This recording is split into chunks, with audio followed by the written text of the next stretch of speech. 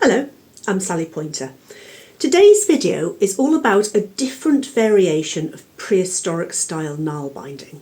Now, Nalbinding as we understand it today can be a very complex method of making loop manipulated textiles. It's frequently done with short lengths of yarn, often wool. It's done frequently tensioning around the thumb. It can be done in very many ways to give a lot of different textures. But it's got a really ancient history, and we can trace this back into fairly early prehistory. Now, you may have seen previous videos of mine on simple looping. We looked at the making of this particular hairnet, which I quite often wear if I'm doing prehistoric work. This is exactly the same technique as we might use to make a basket like this. So this is just the same thing done on a larger scale. I will put in a link to that video if you missed it. It was a year or two ago now. But there's a variant on this style that we also see both in prehistory and worldwide. Now have a good look at this. Can you see how the loops just come round and they loop on themselves just once? Simple looping. Today we're going to have a look at loop and twist. And this is the basket in progress that I'm going to be working on in the video. It's almost done here, but not quite. This one, if I put my hand inside so you can see the structure, we have loops, but they then twist around the body in sequence. Now, we know this from Neolithic European contexts, but it's also found worldwide. There are examples of this in Australia and in New Guinea, and also in both South and North America. So it is quite genuinely a pretty universal technique that covers a huge amount of different time periods and is very appropriate for anybody working with cordage plant fibres today. So the very first thing we need to do is make some cordage. Usually when I make a video about prehistoric techniques, I use materials that I'm familiar with for the places and times in question. So that tends to be things like lime bast, stinging nettle, flax, willow, sometimes even things like horsehair, many other things beside. Today though, I wanted to use a material that's very easy to get because people quite often say to me that they want to try my techniques, but they don't have the same access to resources that I do. So today we're going to be using raffia. Now raffia is a palm which is native to tropical parts of Africa. It's also found in Central and South America as well. And it's been used for decorative and practical purposes for thousands and thousands of years. It's also extremely easy and cost effective to get. You can buy small hanks of craft raffia in pretty colours from craft suppliers, but my top tip is find a florist supplier. What I'm waving around here, and I can't fit it all into the picture at once, is 1 kilo of raffia.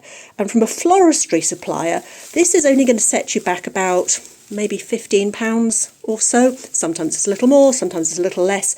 It's really not a lot of money for a huge amount of material.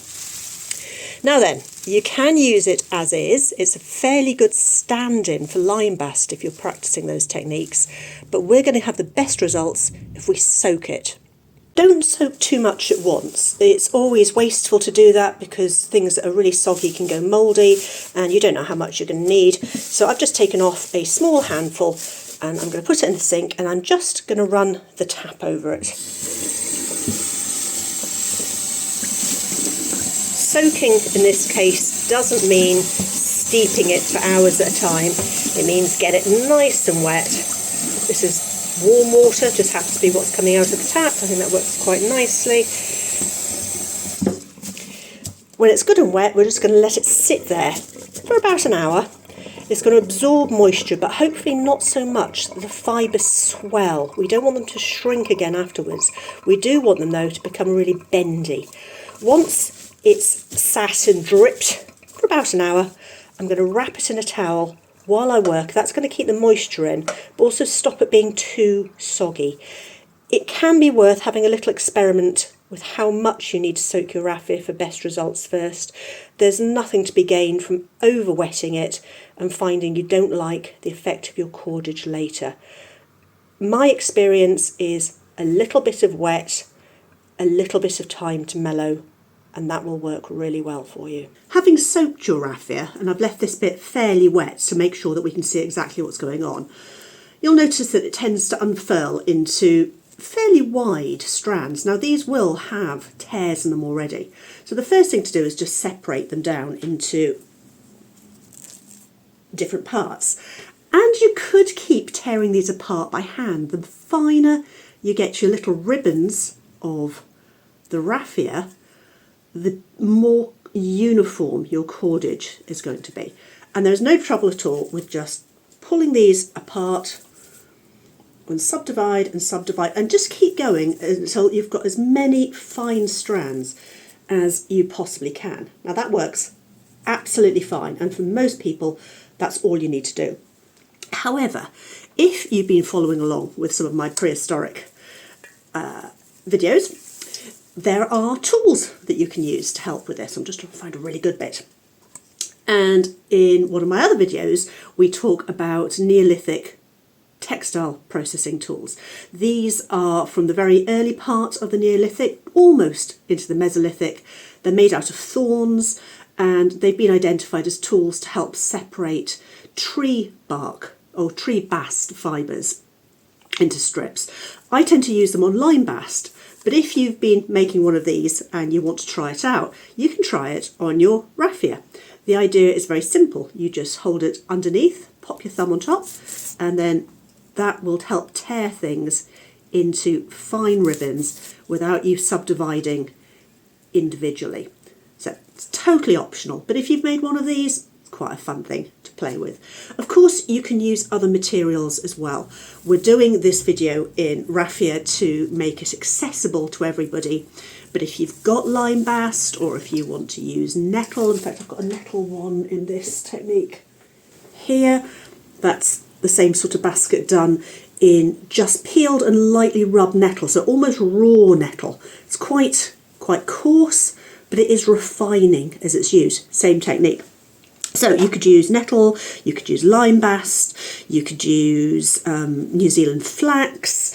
If you've got access to other fibre plants, those are all perfectly good things to do this with. All it needs to be is something that you can make cordage out of. So let's just do a quick recap. I do have lots of videos on making cordage if you need more specific details. But for this particular bag, we're going to be making relatively heavy cordage. So I'm just going to make sure that I've got strips that are nicely separated. I'll do this facing the camera, but then I'll also change the camera angle so you're looking over my shoulder.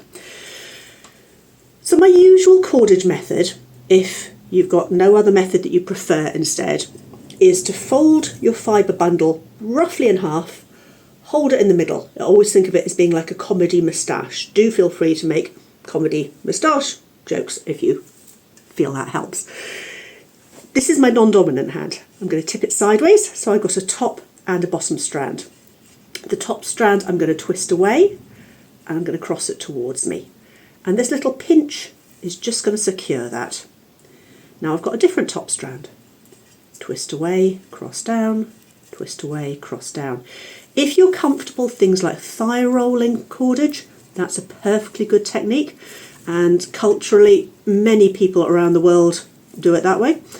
If you're learning cordage from the first time, I think this reverse twist, so twist away, cross towards you, twist away, cross towards you, is very useful because you can see exactly what's going on.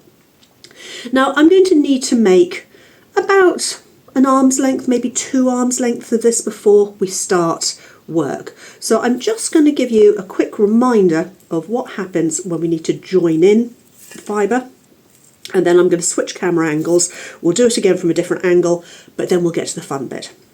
So when you join a new fibre, the most secure way to do it is to use just a tiny bit, this is one little strand, and lay it completely across your bundle. So roughly half goes up one side, roughly half goes down the other. Smooth it in, and then twist and cross, and you're going to get an essentially invisible join. I'm probably going to do this again with slightly thicker cordage because I think for this particular bag I want it a bit chunkier. And you can keep going forever. This will minimise the sticky out bits, because as you get towards the end of your strands, these little bits, because raffia can be quite stiff, they will be more noticeable than if you're making the same thing in, say, flax. Right, let's change the camera angle, do that again very quickly, then get on to the fun bit. So doing this again from the start, but from an angle where hopefully you can see it from my perspective. I have my bundle of moistened fibres folded roughly in half, and I'm going to hold them in my non-dominant hand. So for me, that's my left hand. My dominant hand, my right, twists away, and then I'll use whichever fingers I've got spare to pinch the remaining fibres so that I can pull the top strand towards me and down. This hand, my non-dominant one, you can let go at any point, just pinch, hold it into place. Twist away, cross down, twist away, cross down, twist away, cross down, twist away, cross down. This hand just moves along just to support things.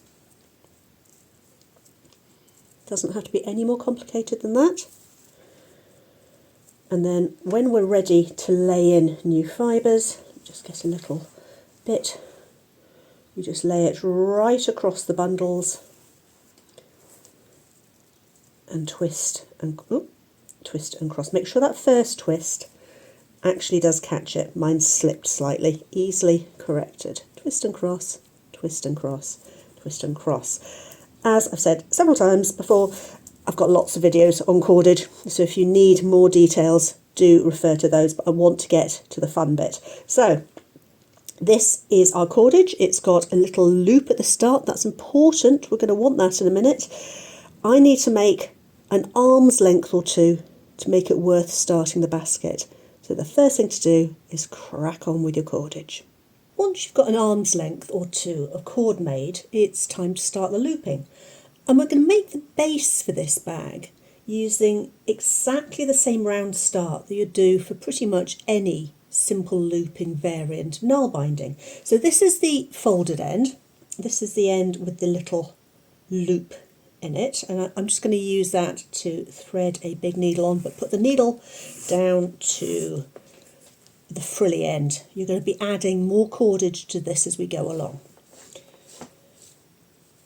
So go back, find the little loop in the end. You might have to wiggle it slightly to get the needle through it, and pull through to make a little noose, a little snare. This is almost certainly something that people first observed during hunting practices using simple snares. Of course, we are only catching fingertips today. So snare it up, snug it up so that your fingertip fits into it. And we're going to make our first round using simple looping. So this is blanket stitch. Needle goes in and the needle comes up through the loop that it makes. Take your time with this bit, and you really want to make your loop about the same size as your centre loop. That's the first one. Easiest way not to lose track is now to pinch the loop you've just made between finger and thumb so that you can see the centre loop again. So that's one loop. We're going to do another one. Needle goes in, needle comes up. That's 2 loops. We're aiming for 8 in total. I often think of these as looking a little bit like the petals on a flower. So you will sometimes hear me referring to these as petals rather than loops. It's just words. Use whatever terminology works for you. There's 3, this is 4.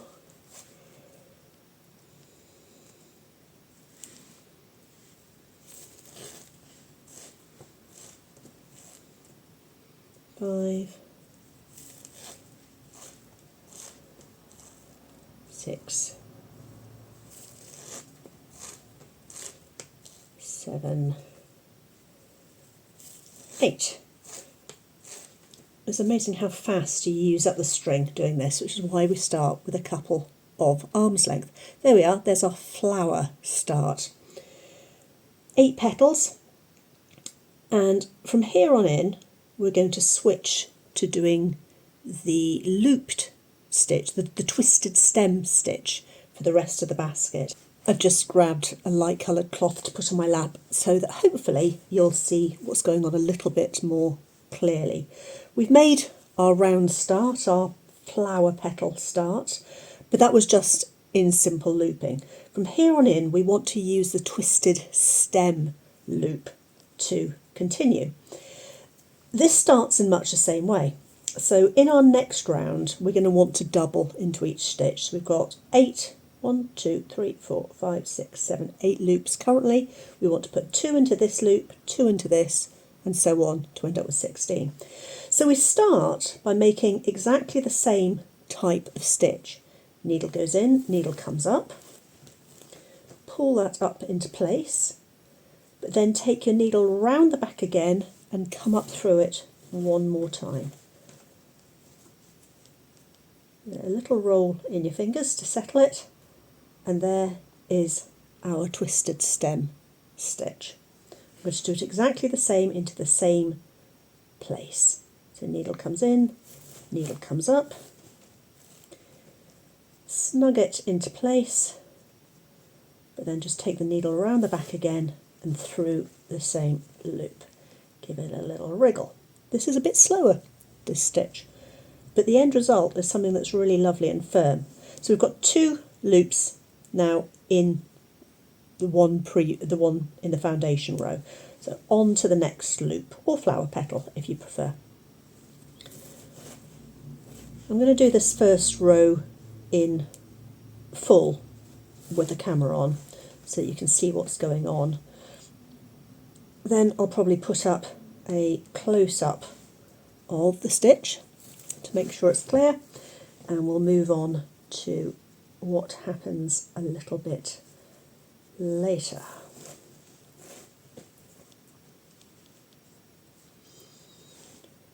Quite quickly you're going to speed up with this once you're confident that you're making your stitches neatly. Oh, my needle's just dropped off, don't worry about that. You can actually manage without a needle if you have to. This sort of string is stiff enough that you can usually manage without, but I do find a needle speeds things up a little bit. It just makes it a bit more accurate, lining everything up.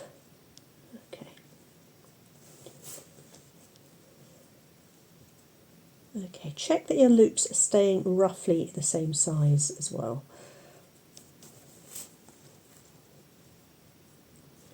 I'm working this right-handed, but the principle is exactly the same if you are working left-handed.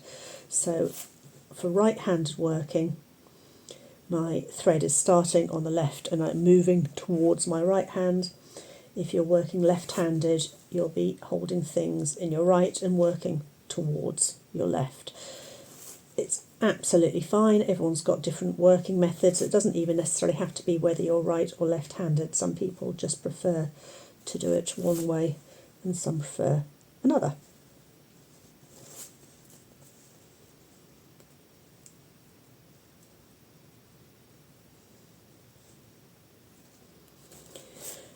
There's no reason why you couldn't have made the foundation row using the same looped stitch, but if I pull this up a bit closer so you can see what's going on, can you see how the foundation row is almost taken up by this second row? There's nothing to be gained from starting off with the twisted stem stitch. I think the finish is actually neater if you start with the simple loops. It makes quite a nice little sort of flower effect. I keep coming back to this flower reference. It's just the way my mind works. I like thinking of little flowers while I'm working.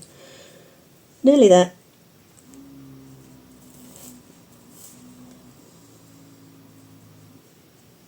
Now I'm hopeful that my couple of arms length of cordage is going to hold out for me to finish this round, but if I start running out, I'll just pause and I will make a little bit more.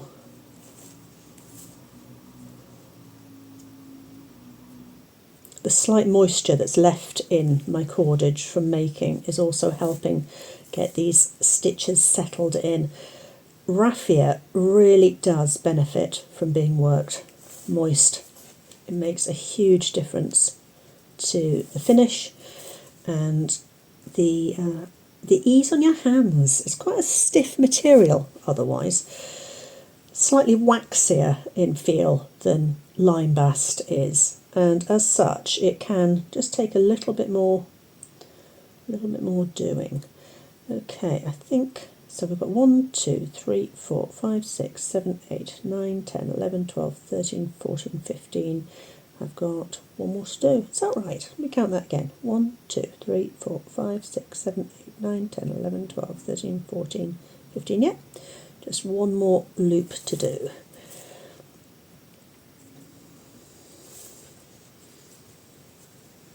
All right, so there is round 2. We're going to carry on. It may help at this point to put in a stitch marker. This is just a modern split ring, but you could add just a little twist of a different colour. Thread, absolutely anything, paperclip, something like that, just to show you where the start of the round is. That makes the counting a little bit easier. So let us recap where we've got to so far. Our centre loop had 8 stitches worked into it in simple loops.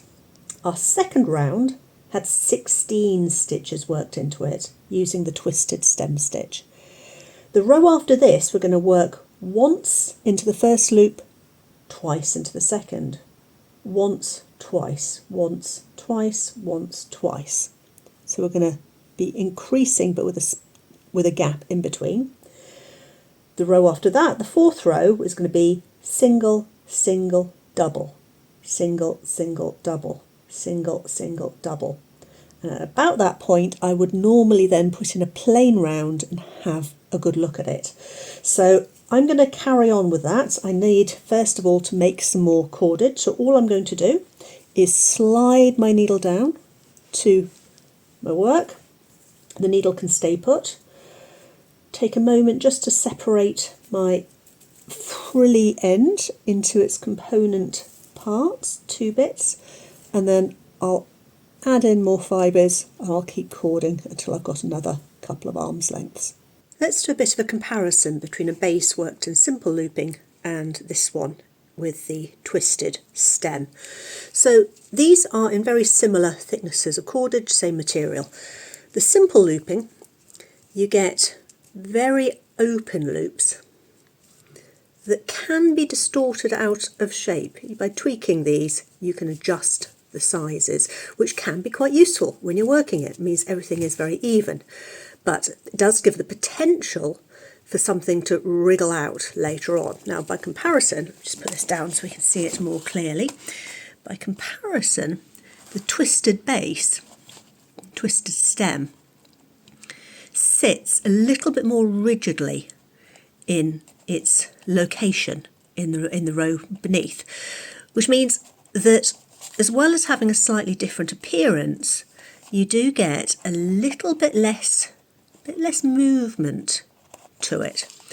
So you could combine the two. There'd be nothing to stop you, for example, making the bottom of a bag in this stem twisted looping and then moving on to just simple looping to do the sides, the real knotless netting variation. Combining the two would give you a lot of versatility. I'm going to keep going with this one though for the moment, and we'll see how it comes out. I'm about halfway through now. What I tend to do is at the end of each working session I'll slightly dampen the piece, and it may still be damp from the fibres, and I stretch it over something. So here I'm using a round hat block, but I quite often use things like a metal bowl. It doesn't have to be anything fancy. That gives me a chance to just stretch it into shape, check that none of the loops are a really unusual size. If anything hasn't quite sat right, so this one for example, it's just a little bit twisted round itself in a way that we didn't want. We do want twists. Just give it a little wiggle and just improve that. And then the next day, when you come to it, it looks all stiff and beautiful, and it's in a perfect condition to work the next round of looping onto. I'm hoping I'm going to get this finished later today. So yeah, I think another, to about there. That's all we need. Tea and a cat galloping in the background. I'm very nearly finished. This is the point where I filmed the intro to the video. So almost done. I think maybe one more round to do it. So let's just have a little think about some of the technicalities of this as we're finishing up. You're adding cordage as you go, and that means that particularly because it's raffia, there's going to be little frilly bits here and there. On most fibre types this doesn't matter, they just wear away with a little bit of time. But if this annoys you, sorry about the wobbling, just get a pair of scissors and just clip off anything that really is in the way. There shouldn't be too many. The joining in method that we've used really does minimise frilly bits. It's mostly right at the end of a strand where a slightly coarser bit remains in play. Anything else will go away with time. Now, I generally work by, if I am using a needle, you don't have to with this, dropping my needle to the work when I make more string. I've just made more, so I need to pull my needle up to the end, and you can see I'm pulling it quite firmly along the string. That does two things. It gives the string a little bit of a stretch and a wriggle, but if there's any excess twist, and sometimes there is with reverse twist cordage, it gives it a little moment to unravel. So the actual stitch itself tends to work best, I feel, done in two motions. So you start with a simple loop, needle goes in, needle comes up, you pull that through. Now you could either stick a finger through or use a thumb as a slight gauge. It's not an exact science, but for a bag or basket, bit of a grey area as to which it is, for a bag of this scale, roughly putting your thumb in the loop is a good gauge. That's a simple loop. To make the loop and twist, you just come around the back and pull the thread through again. Give it a little wiggle, settle things in. Now I'm working from the front to the back, but some people prefer to work from the back to the front. That's absolutely fine. You work in whichever direction makes the most sense to you. You may find that depending on the direction of twist in your yarn and the direction of twist that you form the stitches, that you'll get slightly different effects. So let me try and show you what's happening there. So at the moment we've got that going on, which has given me quite a nice clear loop. If I twisted it so it worked in the opposite direction, visually you'd get a very slightly different effect. You'd be working with an S twist rather than a Z twist. It's just a case of experimenting. I would say with very early forms of looping like this, best not to overthink it. See what your hands like to do and just do it. You can overthink these things. Very, very easy. The needle's just slid off. I'm not going to worry about it. I often do work without a needle for this sort of thing. Just fold your cord so that you can get it through the edges. Right, I'm just going to keep the video on while I get to the end of this, because we are so nearly there, and I think maybe it's useful just to have a little recap of the motions that I'm going through to do this. So, taking a blanket stitch, needle goes in, or loop rather goes in, comes up through the loop it's just made, set the size, and loop on round. Keep it even if you can, but again, this is a handmade object. It's going to work itself out, and it's often the case that the more practice you get with these sorts of things, the more regular they become, but you can eventually get to a point where your work almost looks machine made, and we don't want that. So yes, go for competent, go for regular, go for even, but don't worry about a little bit of character in your work. Right, I haven't got a lot of thread left. I've got maybe a foot or so. So I'm going to keep going right to the end, but my very last couple of stitches I'm going to make tighter and tighter so that I can taper off and make a secure finish.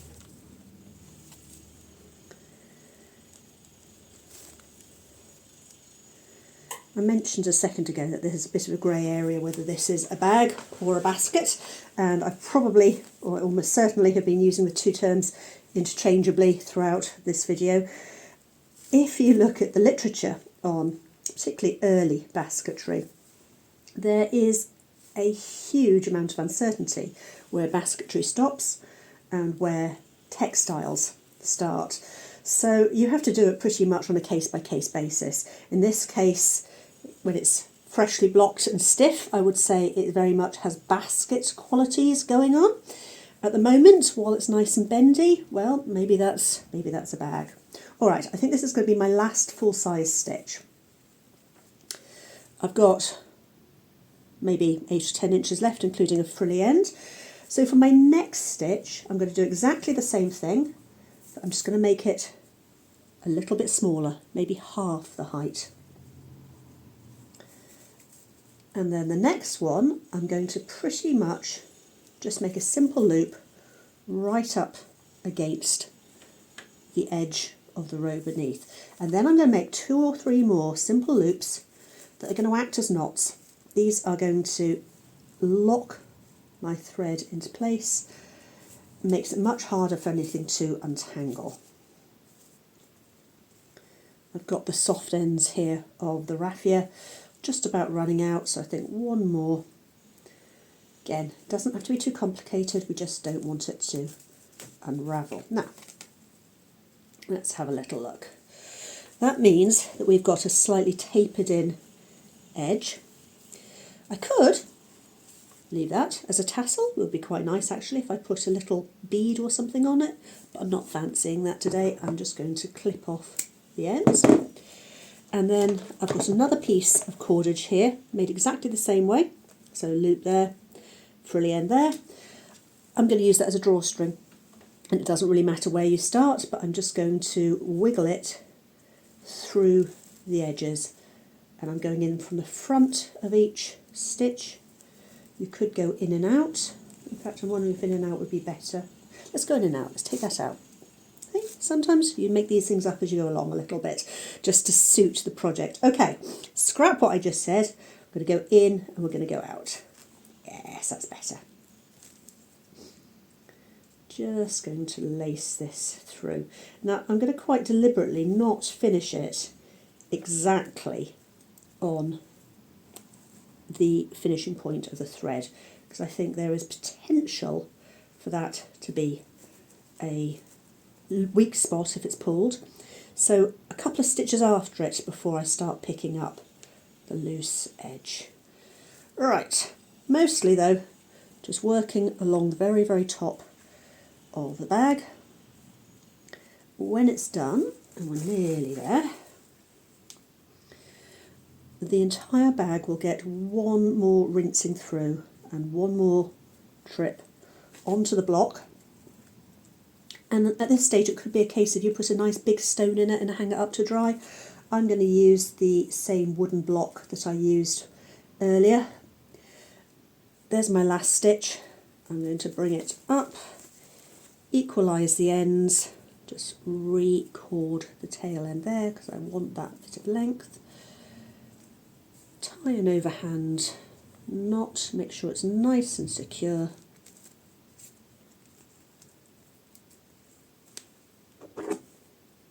Clip off my ends, and that will allow me to draw this shut. Okay, one more blocking, then I can photograph it for the title page and we'll have a look at it finished. Hopefully though, that's a good addition to your repertoire. It looks really nice. with something in it that shows up the weave. And here it is finished. So we have simple looping here on the right, very similar structure, same fabric, quite nice and bendy, and the loop and twist here on the left, a little bit more rigidity to it, a little bit more structure. I did say I was going to put something inside it, but I haven't. I really like the effect of seeing through the weave. If I put a hand inside though, you can quite clearly see that structure. This is a technique that is found right around the world and right across time. It's a lovely one to reintroduce into your crafting practice today. Hope you've enjoyed this video. I hope you'll have a go at trying this. Do let me know how it comes out. I'd love to know what different materials you choose to work with and whether you have any thoughts on what a bag like this is best suited for. Bye for now.